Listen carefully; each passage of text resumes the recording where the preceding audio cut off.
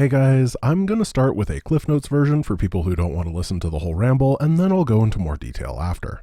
In 2022, I'm shifting my focus towards an alternating schedule. Each week, I will either be releasing a main channel video or doing a weekend stream with a focus on events. Events range from doing things like a specific challenge run, getting a world record, or playing through things that are made such as randomizers, Twitch Trolls Grant, 24-hour streams, and that sort of stuff. When I'm streaming, I'm happiest when I feel like I have a focused goal, instead of just doing it to hit some sort of quota for hours or whatever.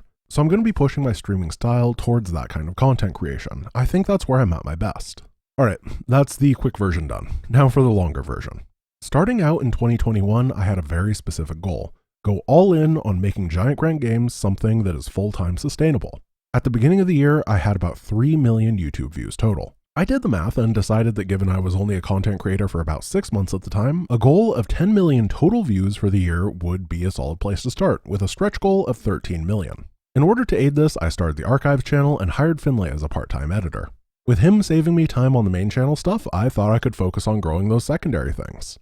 So, how did it go? As of December 31st, unless there is something major that happens in the next 7 or so hours, I ended up getting, across both channels, 24 million views. This is way beyond anything I could have ever expected. Even more surprising, over half of the views are now from the archives. This does highlight YouTube's bias towards daily content. This has given me the confidence to start investing more monetarily into the channels. I started outsourcing the main channel thumbnails, for example. I have no idea how to judge a successful thumbnail, but I think it's better than what I was making before. Going all in during this year was the correct call, but it did take a lot out of me. I knew it was going to be incredibly difficult managing everything, and I wanted to make it to the end of the year and then try to reevaluate my focus, but it turned out that I couldn't quite do that.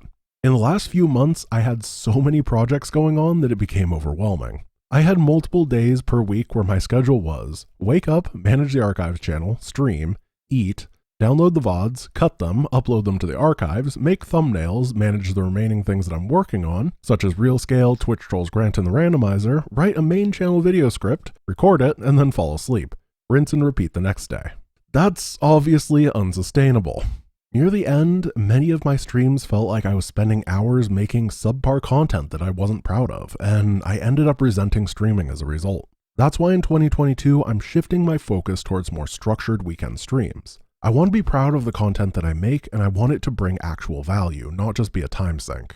The event streams are really fun to me, and I love the idea of commissioning stuff, showing it off, and then releasing it to the public. Then we can all share these cool experiences together. When I do that, I feel like I'm giving back to the community that's been so supportive of me this year.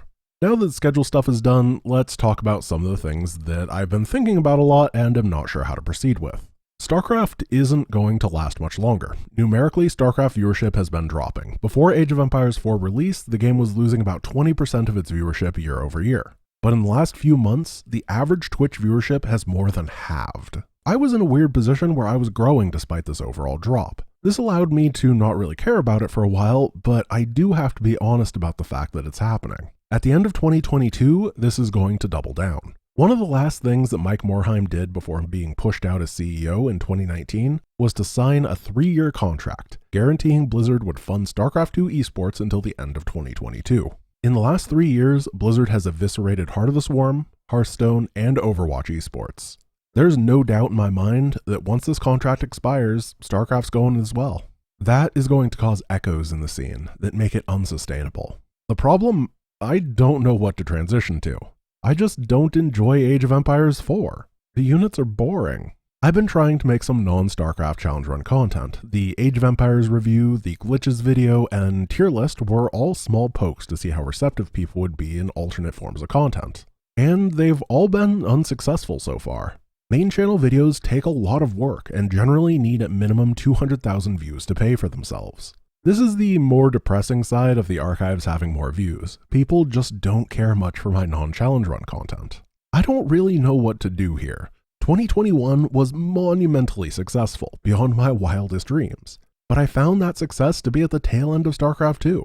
If it were 2013, I would be living the dream, but now I seriously have to be thinking about this future. I've been putting major thought into this for about 5 months, and I just don't have a good answer. So this is what I've decided on. Until I find that answer, I'm going to keep making cool content for people like RealScale, The Randomizer, and Twitch Trolls Grant. I'm going to continue practicing and making my videos better and better, so that once I do find the solution, I'll have all the tools to make the best of it. I don't know if you agree, but even though my videos haven't been getting as many views recently, from a technical perspective, I think they've been improving. The editing is better, I deliver my lines more consistently, I don't sound as stiff. Honestly, I think it's significantly improved. That makes me hopeful for the future. These are skills that I can transfer in many different ways. I just have to figure out where and when I should be using them. Thanks for watching. I know I rambled a bit there, but you signed up for that when you didn't leave at the end of the intro. I hope you have a wonderful New Year's, and I will talk to you soon. Peace.